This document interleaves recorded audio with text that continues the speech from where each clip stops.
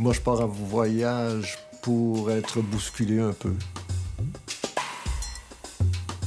Dans l'espoir aussi de trouver une réponse aux questions que je me pose. Que sommes-nous venus faire sur la Terre? Louis Gauthier est un drôle de pistolet.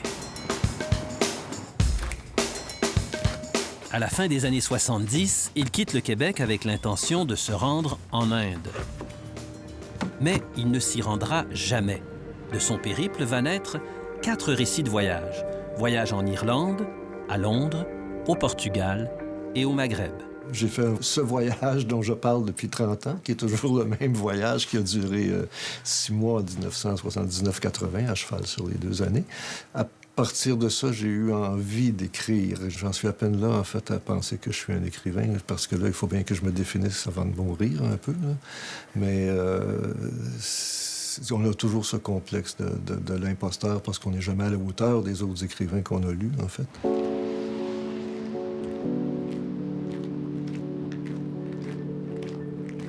Louis Gauthier est un être modeste. Le voyage sur lequel il surfe depuis plus de 30 ans est un prétexte pour parler de son âme, de ses doutes et de la banalité du quotidien. Il trempe sa plume dans la vie. Moi, je dis que les grands écrivains, ils gagnent jamais les grands prix. Un peu comme l'écrivain Jack Kerouac qui se demande, dans son livre Sur la route, « Qu'allons-nous faire de nos vies ?» Louis Gauthier, lui, pose tout au long de ses récits cette question toute simple.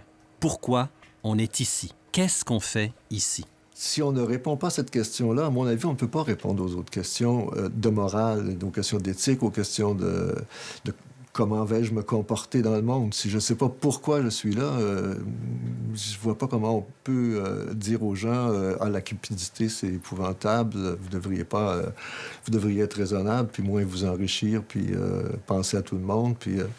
Pourquoi? Je veux dire, si on sait pas pourquoi on est là, si on est là comme un simple organisme qui a besoin de s'accroître de façon aussi limitée qu'il le peut, je vois pas pourquoi on se retiendrait non plus. I'll be right back, Howard. Take care, bye.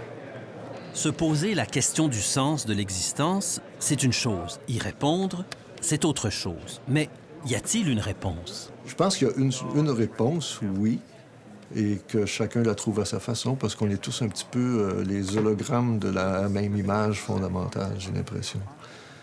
Mais la réponse, elle se donne avec des mots, mais les mots ne veulent rien dire non plus. Alors, on n'est pas plus avancé à un moment donné. Il faut toujours recommencer, en fait. C'est ça aussi, hein.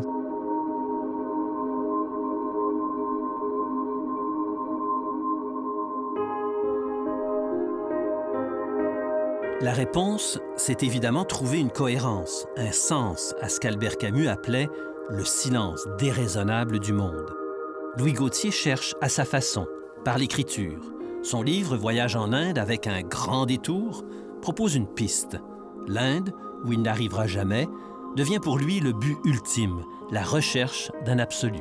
L'Inde, on pourrait la retrouver en soi. C'est juste un symbole, en fait, d'une vérité immuable, d'un absolu, de quelque chose qui serait une réponse enfin satisfaisante à notre inquiétude. Parce que je pense qu'on est inquiets tout ce temps que nous sommes, et malgré les apparences. Apaiser nos inquiétudes, c'est ce que font les religions. Mais Dieu n'est plus ce qu'il était dans nos sociétés. Aujourd'hui, c'est convenu de dire que chacun cherche son chemin à tâtons. Et puis moi, je suis un peu plus torturé, alors ça m'a pris un peu plus de temps pour arriver à trouver ce que je cherchais. Puis encore, je veux dire, je le trouve, je le perds, je le retrouve, je le repère. Mais vous avez une réponse quand même. De temps à autre, oui, j'ai des réponses. Ça ressemble à quoi? Ça ressemble à...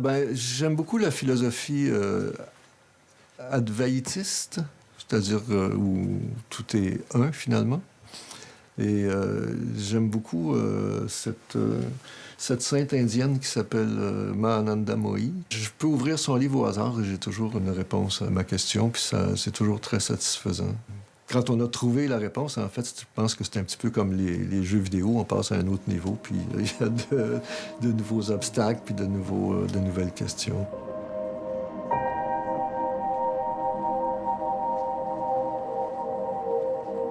Reste qu'au bout de toutes ces questions que l'on se pose, la mort reste incontournable.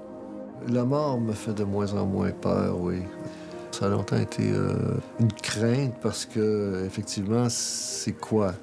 Je me suis rendu compte récemment que la vie ne meurt pas. La vie est immortelle. En fait, la vie est toujours vivante. Alors déjà, on a la vie. Puis ensuite, est-ce qu'il y a quelque chose en dehors de la vie? Est-ce que l'esprit est en dehors de la vie? Non, je pense que l'esprit et la vie sont probablement les mêmes choses. Alors, je veux dire, on regarde les galaxies, on regarde l'infiniment grand, l'infiniment petit, puis on se dit, ma foi, allons voir, il doit bien y avoir quelque chose qui...